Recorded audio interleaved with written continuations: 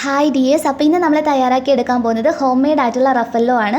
അപ്പോൾ ഈ റെസിപ്പിയിൽ രണ്ടും ഹോം മെയ്ഡ് ആയിട്ടുള്ള റെസിപ്പി വെച്ചിട്ടാണ് ഞാനൊരു വീഡിയോ ചെയ്തിട്ടുള്ളത്.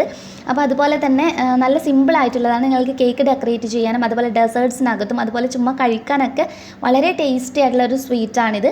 അപ്പോൾ ഇത് ചെയ്തെടുക്കുന്നതിനായിട്ട് ഇതിലെ പ്രധാന ചേരുവ എന്ന് പറയുന്നത് മിൽക്ക് മെയ്ഡാണ്. അപ്പോൾ മിൽക്ക് മെയ്ഡ് ഇപ്പോൾ വീട്ടിൽ തന്നെ തയ്യാറാക്കി എടുത്തിട്ടുള്ളതാണ്. ഇതിനകത്ത് ബേക്കിംഗ് സോഡയും കോൺഫ്ലോറും ഇല്ലാതെ 2 മിനിറ്റിൽ ചെയ്തെടുക്കാൻ കഴിയുന്ന ഒരു മിൽക്ക് മെയ്ഡാണിത്. അപ്പോൾ ഇത് വീഡിയോ ഓൾറെഡി ഷെയർ ചെയ്തിട്ടുള്ളതാണ്. ഇതിൻ്റെ ലിങ്ക് ഡിസ്ക്രിപ്ഷൻ ബോക്സിനകത്ത് കൊടുക്കാം കേട്ടോ. രണ്ടാമത്തെ കാര്യം എന്ന് പറയുന്നത് ഡെസിക്കേറ്റഡ് കോക്കനട്ട് അഥവാ തേങ്ങാപ്പൊടി എന്ന് പറഞ്ഞാൽ നമ്മൾ പാക്കറ്റിൽ വാങ്ങിക്കുന്നതാണ്.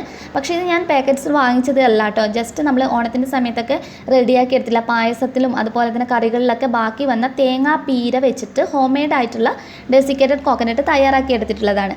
അപ്പോൾ ഇത് നമ്മൾ മുന്നേ ഇത് എങ്ങനെയാണ് റെഡിയാക്കി എടുക്കുന്നത്, വീട്ടിൽ എങ്ങനെയാണ് തേങ്ങാപ്പൊടി റെഡിയാക്കി എടുക്കുന്നത് എന്നുള്ള വീഡിയോ ചെയ്തിട്ടുണ്ടായിരുന്നു.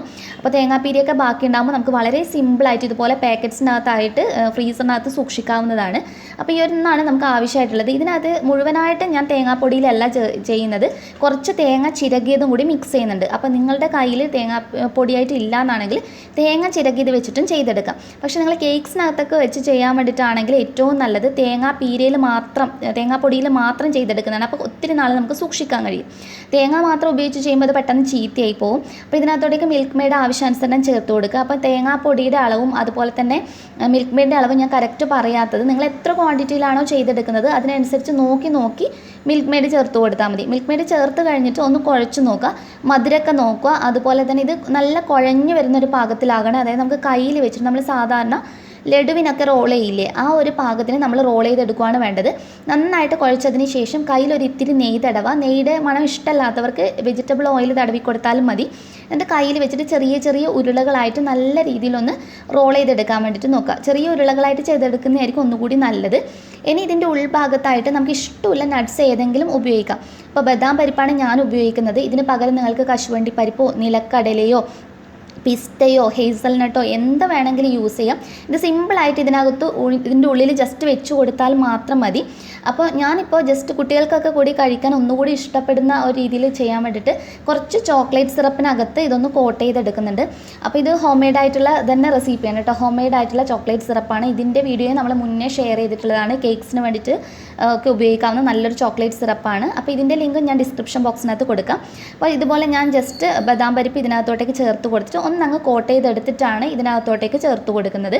അപ്പോൾ ഇതൊന്നും അല്ലെങ്കിൽ നിങ്ങൾക്ക് ഏറ്റവും സിമ്പിളായിട്ട് ചെയ്യാവുന്ന വേറൊരു രീതി എന്ന് പറയുന്നത്, നമ്മൾ കുട്ടികൾക്കൊക്കെ വാങ്ങിച്ചു കൊടുക്കുന്ന ചെറിയ ചോക്ലേറ്റ് ബോൾസ് ഉണ്ടല്ലോ, അത് ഇതിനകത്ത് വെച്ചിട്ട് വേണമെങ്കിൽ അത് കയ്യിലുണ്ടെങ്കിൽ അത് ഉപയോഗിച്ചാലും മതി.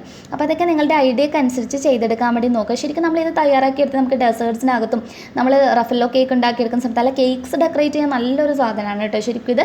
അപ്പോൾ നന്നായിട്ട് ഞാനൊന്ന് റോൾ ചെയ്തെടുത്തിട്ടുണ്ട്, മുഴുവൻ ഒന്ന് ഫില്ല് ചെയ്തെടുത്തിട്ടുണ്ട്. നട്ട്സൊക്കെ വെച്ചൊന്ന് ഫില്ലായിട്ടുണ്ട്. 5 പീസാണ് നമുക്ക് കിട്ടിയിട്ടുള്ളത്. ഇനി ഒരു പ്ലേറ്റിനകത്തോട്ടേക്ക് ഞാൻ just 1 tablespoon condensed milk മെയ്ഡാണ് ചേർത്ത് കൊടുത്തിട്ട് ജസ്റ്റ് കോട്ട് ചെയ്തെടുക്കുവാണ്.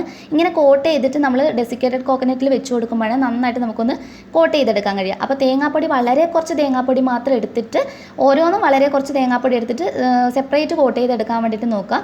അതില്ലെങ്കിൽ നമ്മൾ ഒരുമിച്ച് തന്നെ മൊത്തം തേങ്ങാപ്പൊടിയും ചേർത്ത് കഴിഞ്ഞാൽ അത് മൊത്തം ആ കണ്ടൻസ്ഡ് മിൽക്കുമായി മിക്സായിട്ട് നമുക്ക് ഒന്നും നല്ല രീതിയിൽ ചെയ്തെടുക്കാൻ വേണ്ടിയിട്ട് കഴിയില്ല. അപ്പോൾ ഞാൻ നന്നായിട്ട് കോട്ട് ചെയ്തതിന് ശേഷം കൈ വെച്ചിട്ട് കണ്ടില്ലേ, ഇതുപോലെ പ്ലേറ്റിനകത്ത് വെച്ച് ഒന്ന് റോൾ ചെയ്യുകയാണെങ്കിൽ നല്ല ഷേപ്പ് ചെയ്തിട്ട് നമുക്ക് റെഡിയാക്കി എടുക്കാൻ കഴിയും.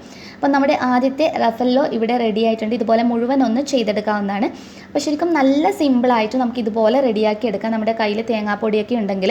അപ്പോൾ എല്ലാവരും തീർച്ചയായിട്ടും ഒന്ന് ട്രൈ ചെയ്ത് നോക്കട്ടെ ഈ ഒരു റെസിപ്പി. ഞാൻ ചെറിയൊരു പേപ്പർ കപ്സിനകത്തായിട്ട് ഇതുപോലെ വെച്ച് കൊടുക്കുന്നുണ്ട്. അപ്പോൾ സെർവ് ചെയ്യുന്ന സമയത്തും കാണാൻ നല്ലൊരു ഭംഗിയായിരിക്കും. ഇത് കേക്ക്സ് ഡെക്കറേറ്റ് ചെയ്യാനും അതുപോലെ തന്നെ ഡെസേർട്സിനകത്തൊക്കെ നിങ്ങൾക്ക് ഉപയോഗിക്കാം. അപ്പോൾ തീർച്ചയായും എല്ലാവരും ട്രൈ ചെയ്ത് നോക്കിയിട്ട് നിങ്ങളുടെ അഭിപ്രായം അറിയിക്കാൻ മറക്കരുത്. നെക്സ്റ്റ് വീഡിയോയിൽ ഇനിയും നല്ലൊരു വെറൈറ്റി ഡിഷായി കാണാം. അതുവരെ ടേക്ക് കെയർ, ബൈ ബൈ.